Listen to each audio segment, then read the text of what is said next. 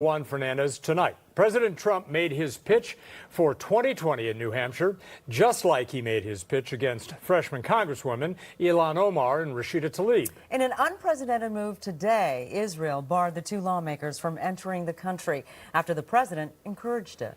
KCAL 9's Lori Perez joins us with the late-breaking details. Lori.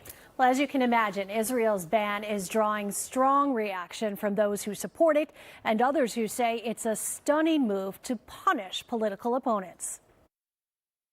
Representative Omar, that's another one. Just saying her name was enough to elicit boos from a raucous crowd at a campaign rally in New Hampshire tonight. Minnesota Congresswoman Ilhan Omar and Michigan Congresswoman Rashida Tlaib are two of the president's most vocal critics, and some say that's the real reason he encouraged Israel to ban them from visiting the country next week, despite what he said on the tarmac before leaving for New Hampshire. The things that they've said, Omar, Tlaib, what they've said is disgraceful. So I can't imagine why Israel would let them in. Both congresswomen support a boycott of Israel for what they say is an abuse of Palestinian rights.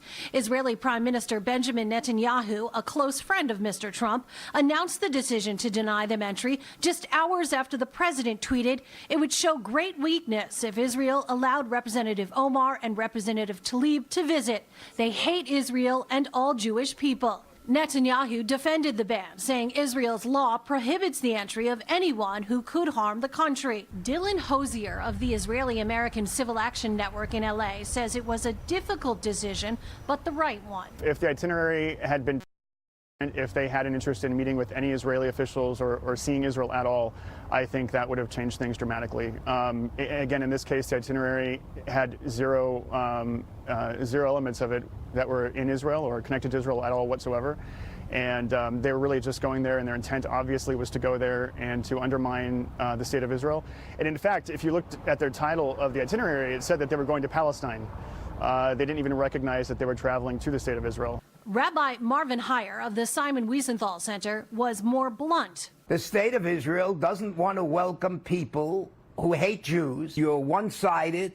You're not capable of understanding what Israel is, and you're not welcome. But others say that lack of understanding will only continue by denying entry to those with opposing views. Even the pro-Israel American Israel Public Affairs Committee, or AIPAC, splitting with Trump and Netanyahu, tweeting, "We believe every member of Congress should be able to visit and experience our democratic ally Israel firsthand." The executive director of the Council on American Islamic Relations in Greater LA agrees. It is certainly an insult and a slap in the face of every American. This is actually not helpful for peace in that region. When a country engages in practices that are the practice of tyrannical police states, it doesn't help the people of that region. Are they worried that they will witness the occupation, the apartheid, the segregation? And speaking of segregation, it is kind of ironic that there are many, many members of Congress who are critical of Israel, but only the two Muslim ones get to be denied. Of the ban, Congresswoman Omar said Israel was undermining democratic values and accused the president of being an Islamophobe. Tlaib posted a picture of her Palestinian grandmother and said the decision was a sign of weakness. Palestinian relatives of Congresswoman Tlaib in the West Bank called the ban racist. She had planned to visit them during the trip. Israeli officials say she can file a humanitarian request to see them if she pledges not to promote boycotts while